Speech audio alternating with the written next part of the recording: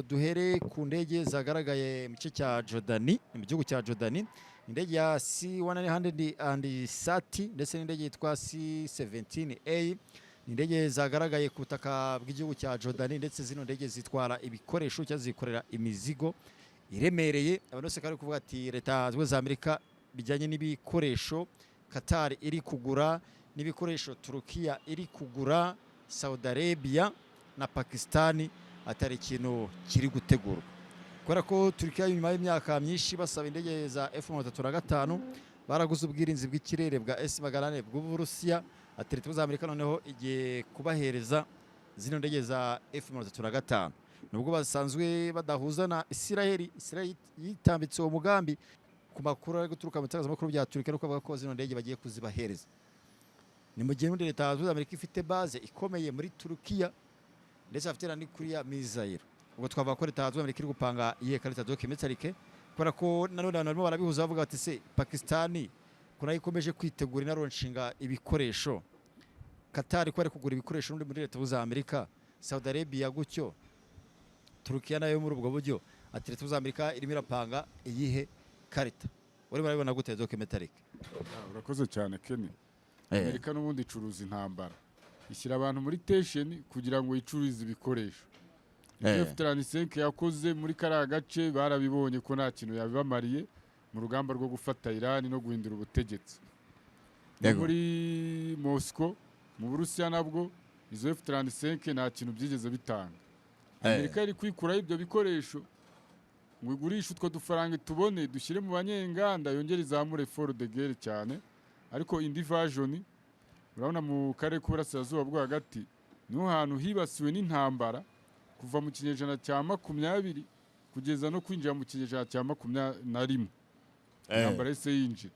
Buri amateka y'intambara muri Israel no muri karere ni menshi, ariko ahere muri iki gihe leta ya Israel yemerwaga mu 1948 urabibona, za Nakiba mu 1976 ziratangira. N'ubu ngubu ari abantu nyine buvuga mu Bwongereza barimo bigaragambya mu biki n'ibiki. Urabona Palestine pro Palestine yakorewe, ariko bakaba bashyigikiye Tommy Robinson, akaba ari umwactiviste hariya mu bwami bw'Ubwongereza, ariko mu gice cya London cyane n'imyigaragambyo yari meze nabi.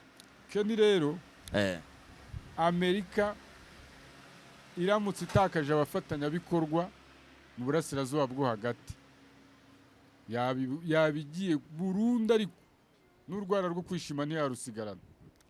Babo bose iri gukwirakwizamo intwaro, ibyo Jordani ntawe wayitandukanyiriza na Israel na Misiri. Turukiya yo impamvu Turukiya biba, Turukiya ni igihugu kinini ubona ko gikora double agent cyane, nubwo gifitanye ibibazo bya na Israel kubera koze Palestine, ariko buriya Turukiya hari ibintu itumvikanaho neza na Iran, urumva, ariko barakorana, bahisemo gukorana. Ariko Turukigirana ibibazo n'Uburusiya, hari igice Uburusiya bavuga ko ari bwacyo Turukiya gitwaye, Turukiya nayo ikavuga ko hari igice cy'Uburusiya bwabatwaye. Ku mpande zose harimo abaturage babo. Urumva rero Amerika none bamaze kubona uburyo Iran izamuye urwego, ikubise ibihugu byo mu bigobe by'Abarabu, bose bahise bagira ubwoba. Saudi Arabia, Leta z'Ubumwe z'Abarabu. Gusa ikintu cyihishe inyuma y'ibi bintu Kenny, Amerika ikrea tension, ikrea ikintu cyitwa umutekano muke mu karere, igakora icyo bita chaos. Chaos rero ituma aba perezida bose kubera gushyigikira ubutegetsi, kurengera regime zabo, bashya ubwoba. Ni ukuvuga ngo umaze kuba umuyobozi, umutegetsi, mu perezida, ikintu ku munota w'imbere ushaka ni icyo bita intwaro zidasanzwe. Intwaro rwose wakwemera n'imiti ikaba mike n'ibiryo bikaba bike mu gihugu, upfa kufite ibyo urya, ariko mu frere ibintu byitwa intwaro noneho zigezwe. Noneho Trump ni umucuruzi w'imbunda, arababwira ati ngewe ngiye kubarekera uyu mutekano. Urumva disiwazo ya Trump, ati urabona ko Iran iri kunyirukana, nimutarwana werewe nimutagura ibikoresho, ati mwabonye ko no mu Budage natangiye kuzidrowing. Abantu bumva ndetse bira bikoresho biri kuza muri biriya bice, ari Turukiya, ari Saudi Arabia, Qatar, Pakistan na ironshinga, no kugira ngo leta z'Amerika yivane mu karere barabirindira umutekano cyangwa bakorane agreement na Iran, nk'uko Iran bivuga ikaba ati akarere igihe tutazaba turi muri ayo masezerano nta mahoro kazigera hari kagira, ibibazo ariko bihari tujyana amasezerano n'ibigobe by'Abarabu amahoro azaboneka twirindira umutekano. ibi bintu wenda Wabihuza ute? ibi bintu hari uburyo ngiye kubibaho korera muri projection nibwo wenda byumvikana. Amerika ibigobe by'Abarabu n'ibindi bihugu n'izo za Turukiya bagiye bashangwa b'umufatanyabikorwa wayo mu karere mu bijyanye cyane cyane n'umutekano n'ubutasi, bitewe n'uko hari araprochement agiye na biriya bihugu na Israel na Amerika n'Uburayi bakora ibintu bimeze nk'urwango n'ibintu bibangamira inyungu z'igihugu cya Iran n'ibindi bihugu byahoze ari pro Russia cyangwa se ubonye Asie Centrale za Pakistan, Uzbekistan, Kazakhstan, Uzbekistan, ibintu nk'ibyo Kazakhstan, ibyo bihugu rero ibyo bihugu ubona ko bica muri Asie Centrale bigahura n'igihugu cya Iran bikinjiranamo, ari ugasanga Turukiya ifite aho ihurira nabyo, ukagaruka hino za Israel ukaza hino Pakistan, Afghanistan, ukagaruka hino Iraq, Syria. Nuvuga ngo Amerika yagiye ishaka bariye bayo muri kiriya gice, harimo Israel umwana wayo, ikomeza izo za Jordan, ikomezaho Misiri, Turukiya ubwo ko yabahura muri Turukiya impamvu ijya no muri NATO, Turukiya buri ifite ifite imvange z'imico y'Iburayi, Aziya, hirya no hino Middle East, ugasanga ni hub nabwo bigasaba ko haziyo base. None Amerika yagiye badevelopamo ikintu cy'urwango, ideology, politike ya munyangire y'amacakubiri kugira ngo basahure, ariko birangiye Amerika igize intege nk'imbere ya Iran, none bananirwa no kuyifasha. Ariko Iran ibibazi bose umwe ku wundi uruhare yagize mu kuzana gucumbikira umunyamerika mu karere, bihuye n'uko Iran muri proposal zayo rwose byagarutsweho cyane ngo nta masezerano na make, byose no gutinya Iran. Impamvu Amerika yabizanye ngo Iran nta deal ishobora kumekinga na Amerika mu gihe ibyo Iran yasabye Amerika itarabikora. Ubwo niba Amerika idakoze ibyo Iran isaba n'ibyo Amerika isaba Iran ntizabikora, ubwo umubare uzakomeza ufunze kuriya, abantu bashaka izindi nzira biyaranjamo. Kandi Iran birategurwa proposal ku mugabo witwa Mujtaba Khamenei, ati bitewe n'ukuntu bamwiciye ababyeyi, abavandimwe, abantu be mu gihugu, nawe bakamusenzekaza, bagakomeza kumukina ku mubyimba ntibamusabe n'imbabazi, ngo arimo arabapangira ibitero byo guhashya agreseri mu buryo bukomeye cyane. Lavrov, minisitiri w'ububanyi n'amahanga w'Uburusiya, ndacyasubiza icyo kibazo wambazaga. Yababwiye ati dukurikije ubushotoranyi bwa Amerika na Israel mu karere n'abariye babo, bashatse gusiba Iran ku ikarita y'isi, barayandagaza, barayituka, barayicunaguza, bayitera amanywa y'ihangu izuba riva, ariko imigambi y'ababisha yanemi agreseri ugavugaga abanyamerika na Israel n'ababafasha ntabwo izagerwaho. Ati inshingano z'Uburusiya tuzazamura icyo bita force, turashaka gukora icyo bita balance of power, turashaka kubalansinga imbaraga za Occident, Uburayi na Amerika muri iki gice cy'uburasirazuba bwo hagati, kugeza urwego Iran izazamura urwego rwa gisirikare, ntihazagira umuntu n'umwe uyicokoza, nyine ntihazagira umuntu uyikora mu jisho. Yo na Palestine ko tumaze kubona ko impamvu Amerika ikabogeraho ariko biragoye ukuntu projection bazikora, kuzamura urwego Iran regare cause Palestine, two state solution. Ko muri two state solution y'uyu mwaka none ya BRICS yatangaje ko West Bank, Cisjordanie, Bande de Gaza, urabibona, na East Jerusalem niyo kapitale ya Palestine. Kandi Palestine igomba kugaruza imbibi yari ifite hagana mu 1976. Nese umva bavuga ngo true promise 4-3-1, ubugira ngo niki se? Nukugaruza ibice byose aba Zionist Vampire Empire batwaye. Ubwo numva ngo communist igarutse nanone bihura rero nuko Amerika ivuga ngo niba ari proposal yuko tugomba kuva mu karere yego tukaba ntuza yacu Congress itemera kudeploying ingabo hano ku butaka tugiye kubasigira Iran kandi Iran irabarya ni mudashaka amafaranga mugura ibikoresho hano ubwo Amerika iri kuvuga ati so that fine noneho banze ko twicukura petrol reka tujye tubacuruzamo intwaro basigare baryana nk'isenene nabwo n'indi nyungu gufasha abari ba Amerika mu karere bagura intwaro muri Leta z'Ubumwe za Amerika mu misoro y'abaturage yego nabyo byaba ari imbaraga kuri Amerika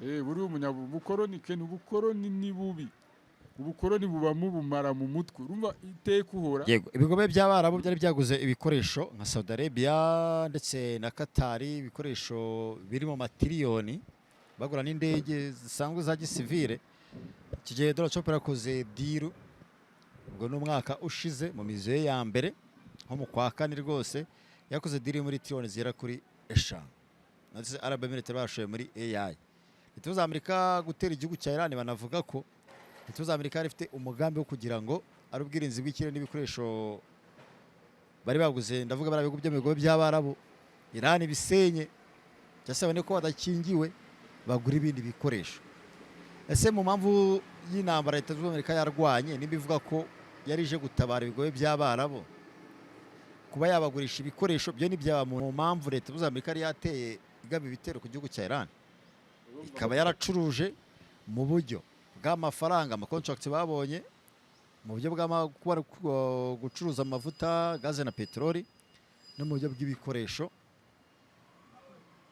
ibigobe by'Abarabu bizaza kugura ku yindi nshuro nk'uko bari kubigura kano kanya ega Ken mu karere k'uburasirazuba bwo hagati hari imbaraga ebyiri zihanganye harimo abapro-amerike abo ku ruhande rwa Amerika bagazanye umukoroni mu karere n'abantu bashaka guca umukoroni mu karere nizo mbaraga ebyiri ziri gupezanya ubwo rero kubera ko bazanye umukoroni mu karere bitewe nuko Ken burara amasezerano yo mvizi za Bahrain za Kuwait n'ibiki Leta z'Ubumwe z'Abarabu bari abantu babami mubona hari bikiryango ntabwo abaturage baho babyishimiye barashaka kwazana bo demokarasi bagasimburana ku butegetsi mu buryo bwabo za Bahrain n'abaturage rwose barimo bigaragambye ntabwo bakeneye buriya butegetsi bwa cyami none buriya butegetsi bwa cyami uko bwimitswe na Amerika bimwe Amerika ivuga ngo demokarasi bibeshya abantu ni inyungu dushaka kumara imyaka 100 ku butegetsi upfa kubusavinga inyungu za Leta z'Ubumwe za Amerika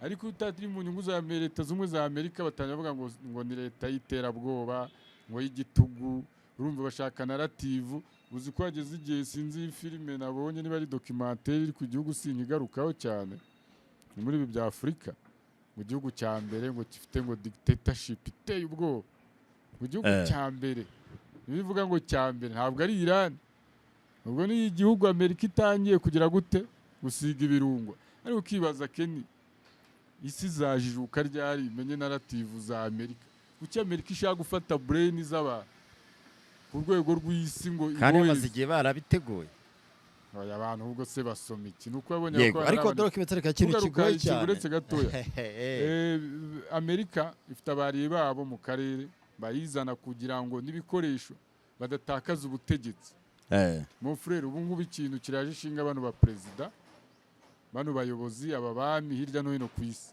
baraje ushinga n'ibintu byitwa kuguma ku butegetsi gukomeza ubutegetsi yawo mu Rusiya yawo umushinwa bibemere yawo umunyamerika nizo diru barimo kugeza ku rwego grand frère hakurya hari yemeye agwatiriza umutungo kamere yego kubera inyungu za Amerika ugata Amerika yantegetse kutava ku butegetsi no kudahindura iteko shinga nyaboneka yaramutesha yaramusabye ahubwo urumva ahindura itegeko yaramwinjiza ati nyaboneka nugenda ibi bintu bizaherekezwa gute byurira umuzigo urumva ariko urumva mu president abwira abaturage Amerika yaramusabye ahindura itegeko nshinga ntazave ku buyobozi kugira ngo asigasire iby'amabuye y'agaciro yasinyiye Trump ariko nawe ni parallel arimo aratangaza ko babona ko kuva ku butegetsi hakiri ikibazo kubera ibibazo nawe yazanyemo Amerika na Iran. kandi nawe yivugira ko azayobora imyaka 8. ngo arabona gahunda guhindura itegeko nshinga ngo bishoboka ngo kubera ibintu byihutirwa cyane bya Iran. Ariko nta kubeshye Keni, itegeko rya Leta Zunze Ubumwe za Amerika uretse uwo bitaga Roosevelt bahaye manda inshuro harenye imyaka 4 gukuba 4, imyaka 10 hafi n'6, uretse ko atayigejejeho. Numva kuri manda ye ya nyuma yarakoze nk'igihe kitarengeje umwaka itapfa. Franklin D. Roosevelt. Roosevelt. Urumva 4 fois 4. Yego. Imyaka 4 gukuba inshuro enye.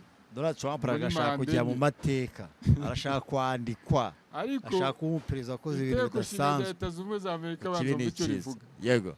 Rivuga ko Leta Zunze Ubumwe za Amerika yaba iri mu ntambara hanze Leta Zunze Ubumwe za Amerika, yaba ari n'intambara inside muri Amerika, yaba ari ku cyumweru, yaba ari mu mibyizi, nta event nimwe, nta circumstance nimwe ishobora gusubika igikorwa cy'amatora na karandiri y'amatora. Ibyo ni itegeko ntakuka muri Amerika, haba iminsi mikuru, imvura yagwa, ibiza byaza, intambara yaza, amatora agomba kuba. Ni polémique kubera ko abademokrate niyo mukubita midterm agatakaza majorite. Kandi barabategura. Natakaza majorite se azabigenza gute? Mu gihe cya midterm azashyira ibintu bidasanzwe. Marategura umutwe w'abarwanyi uzamugabaho ibitera ari script. Ubu Hollywood nibyo bari kwiga mu IDM. Urumva ubusiyo bafite n'ebyiri ni ukuba amatora cyangwa gucrea chaos. Amasasa akavuga ngo yibasiye Trump, none azahita bishyira ku bademokrate, bituma itora rero rihagarara. Komisiyo y'amatora nanone nabona irimo abantu b'abademokrate bazakora ku bundi buryo. Nyine arimo arashaka mekanizme zose zo kubona impamvu ituma itora risubikwa, ko ibisiri kujya muri impasse. Ashobora no kwemera akarasa mu Bushinwa. Yarajye mu ntambara se. Gare Bazeresti ndabona Keni, ndabona wenda uretse ho ku mugabane w'Uburayi gahunda yo kuva ku butegetsi ntayo ndi kubona rwose. Abonye ko na Muhozi yari kupointinga umuyobozi w'ingabo, minisitiri w'ingabo wajye kuyobora inteko. Abona ko mu nteko harimo akajagari, hakenewe ordre ya gisirikare. Wari uwo bateganyaga yabyanze kuko ngo ari kuzana amambo ya gisivili. Ubu nuvuga ngo mu rukiko ingabo, muri politike ingabo, ibintu byose ingabo. Bitewe nuko isi igiye kujya mu ntambara biri serious. Trump yazamuye tension, yazamura abantu isukari yo kujya mu ntambara. Niko kuri. Deja biri probable ahantu hose. Nibyo papa avugaga ati ko Trump ari kwamamaza ikibi, isigushijisha ijishyano. Ubu ikintu cyitwa intambara, kuko intambara ifitanye isano n'iterabwoba. Yego. Ku muyobozi urumva kugaba ibitero mu gace runaka bita byimura porogaramu zose zari ziteganijwe. Ubu nta baturage ntabwo bagomba guhaga henge abaturage n'abanyamakuru, ama press conference, nta mwanya n'umwe bafite wo kwiteza ibibazo, ahubwo ni ukubashyira ndafaye. Yego.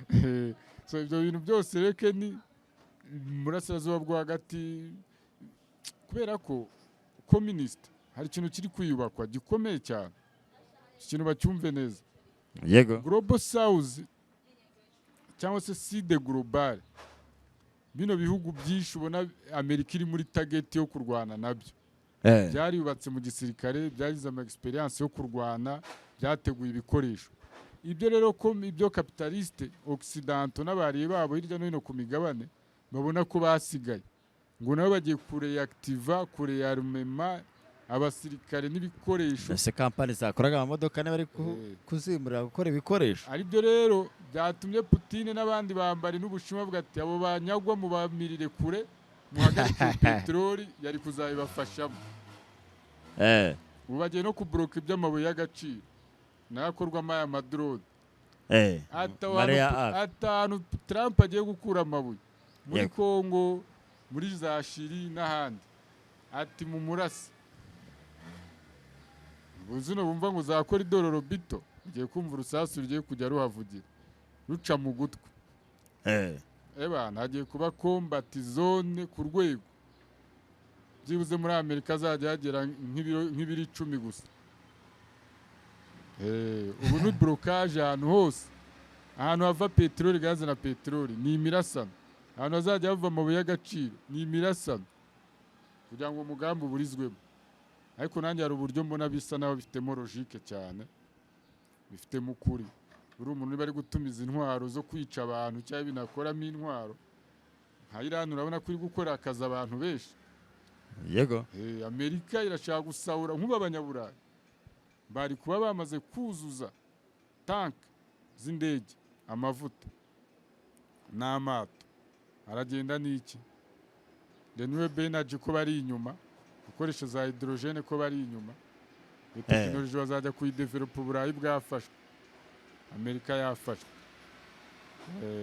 ubu zino ntambara Keni ni intambara strategique cyane ntabwo ugomba guhurwaho umwanzi wa adversaire ngo akomeze abone icyo bita effort de guerre abone ikintu kimwongerera imbaraga mu rugamba muri kurwana nawe umutangatanga mbere y'igihe barimo ama blocage yo politique de blocage nuko bimeze urumva bizaba bigoye Trump naho bamufatiye kuko iriya 1.5 marambabwira trillion yego iriya ishobora kugira ingaruka ikomeye cyane 2027 ariko nyine urumva bari kuyikoma mu nkokora urumva irimo gukora inganda za gisirikare ibikoresho bya gisirikare gutoza abasirikare imishahara y'abasirikare none Amerika yagiye muri depression y'ubukungu recession bose bazayitorera nta mafaranga nta musoro wabonetse kandi umusoro muri Amerika ni umenya ibintu byose bose bazayitorera ngaho fata iminsi hafi 80 ukubutugunguro miliyoni 10 na Amerika ari kubona hinjyaho ngani biba mezi nibi imyaka 3 izajya kurwana nta bushobozi igakurwana nta mafaranga Amerika bari kwishyira muri circumstances zose zituma itagera kuri achievement yo kuzamura imbaraga za gisirikare kandi batangiye kuyikora mu nkokora no muri Taiwan barayitangatanze naho yego cyazo cyatewe nako gikomeje kuba ingutu amatererare China niri kuya control kuya ko niyavamo ibyo bikoresho bya byifashishwa mu gisirikare mwese ubwo urumva umunyamerika batamugagaje yego umunyamerika hanwe kera n'abariyebe Keni basigaye ku magambo Amerika yaratsinzwe pe mu byemere uretse toki gusa Trump aheruka gutanga interview ku buryo umuntu wese avuga ngo gutya basigaye kwita tako nta kindi yavuga uretse kugenda abeshya fabric kubeshya abantu bakubita ibicupuri amazi atufitiye programu muri Iran fake news fake guys ati nge narabashoje ati Iran narayishoje mugende mwitoragura ubutegetsi yego Donald Trump ngo yashoje igihugu ngo nta navi bagifite kandi umurayi musuburutse rega Trump kibaza bari kubeshya abantu ariko no ntambara Trump yayishize muri Hollywood nejo bundi ngo bari gutegura amafilime ngo Iran barayitsinze neza abanyamerika rero bayiyoboye filime neza bamanuka na nuclear bazitwara iyo filime iri gutegurwa na AI none abantu basamira hejuru nyine bicupuri bya AI agata Amerika yarashoje urumva ibyo kintu mujye mukimenya Iran none ntabwo ari puissance regionale yabaye super power ku rwego uzi kubroka barabivuze 90 tamaje kuba bakane ku isi 90 yego bose bahiye ubwo abakise abanzi ba Iran haters yego bose barwaye imitima ubonye ko nanjye batangiye kujya banyibasira ariko ntibazashobora bashobora se warwana n'ukuri nose kare twakoze ikiganiro yari inkuru yavugaga ko leta y'Amerika ishobora kugaba ibitero mu buryo bushya ubundi leta z'Amerika Amerika tubihujije ntago bashobora kuba bari bafite ikarita yo kugira ngo bahindure ubuyobozi bw'igihugu cya Iran bishe abayobozi bakuru bakumva ko ariyo regime change mu gihugu cya Iran bo bashakaga noneho kubloka ku miyoboro ya Hormuz bakaba barashaka kugira ngo nababone amacontract y'abanyaburayi ndetse n'ibindi bihugu. Ibyo bihugu by'Abarabu nabyo babiturishe kubera ko nanone nabyo byari bimaje gufata. Iyo karita yo ntabwo ishoboka kuko twigeze gukomoza ko ibigo by'Abarabu biri kugura ibikoresho byinshi, none leta y'Amerika yarashaka ngo ibabere abakiriya cyane ko iyo barasa bakoresha ibikoresho biba bimaze igihe. Iyo karita yo ntabwo ishoboka. Of course nayo icamo ariko ntabwo ariyo principale, uko imwe muri principale y'ikarita Amerika yashaka ku gihugu cya Iran nuko Iran na Venezuela n'Uburusiya bicaga isoko rya energy ku rwego rw'isi ku nyungu za Amerika. Uribuka muri za OPEC babivugagamo, nacyo kintu Mohammed bin Salman yagiye adiringa na Trump, n'ingendo nyinshi Trump yakoreye mu burasirazuba bwo hagati yego nizo yakoreye nizo Mohammed bin Salman yakoraga muri Amerika. Yakomeza kugaragaza ko peteroli ya Venezuela cyane cyane ya Iran na gaze yabo izatuma batagera kuri achievement zabo. Bakavuga biragoye ko tuzamura igiciro cya energy kubera ko Uburusiya bahita bayikubita hasi na Venezuela na Iran. Gihita kibabwira ko niba badafatiranira hafi igihugu cya Iran iby'ibihano ngo ntacyo bigikora kuko bayicishaho mu buryo bwa forode, ahubwo gukuraho ubutegetsi bwo muri Iran. None na peteroli nayo ikajya muri petrodora, ya peteroli ya Iran yabiciraga isoko, yatumaga igiciro kigwa ntibabone inyungu bari bafite. Yanatumaga ibihugu Amerika yashyireho ibihano ku bintu bya energy byikoreshereza iyo mu Burusiya niyo muri Venezuela niyo muri Iran. Uravuga ati rero ibihano mufatira by'ubukungu ibihugu muzi ko twabifatiraga kuri petrodora byaje kuduhahira peteroli, none ubu byiboneye indi nzira bikoresha. Ati karita rero nziza niyo gukora ubutegetsi bwa Iran. Bibi arahari ngo afite Musadi Seya n'ibiki, hari uducupuri bari bapanze Seya bazakorana n'abigaragambya muri Iran, nyuma mwarayibonye Trump ababwira ngo mararodinga ngo araje na za Rumada ngo araje bihangane bakomeze bapushinge. Nuko ikarita ibintu byapfubye, ahubwo strategy gufunga umuhora iri musi yego ku rwego rwa Iran.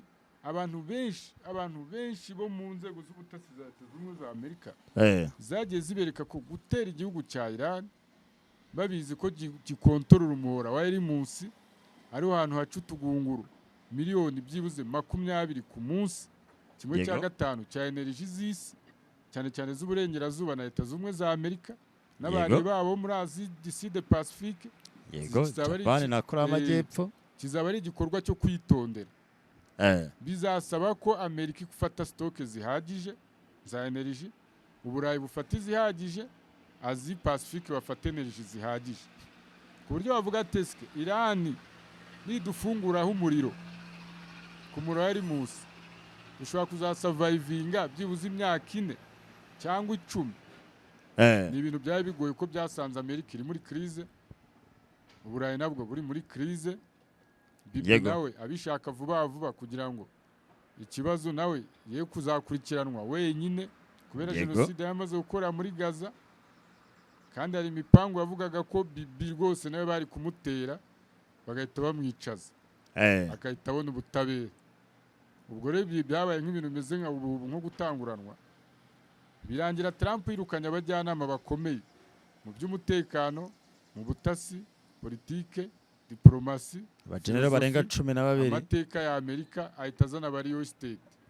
Yego abariyo state isubwo urumva expertise bafite mu gisirikare n'urugamba n'iheke. Ubwo Amerika Trump ahisemo gukorana n'abantu badafite ubwenge nyine babatamutwe. Ubwo nyine Trump ahisemo kuyobora Amerika mu buryo bwa busazi. Rega kuyobora igihugu Ken ntabwo umutwe umwe ntabwo yobora igihugu ariko ntibazakubesa. Muri umuperezida bafite abajyanama muri politike, mu gisirikare, psychology, geopolitike, ariko n'abanyapolitike benshi ku rwego rw'isi bariyumva cyane bakumva ko bazi ibintu byose.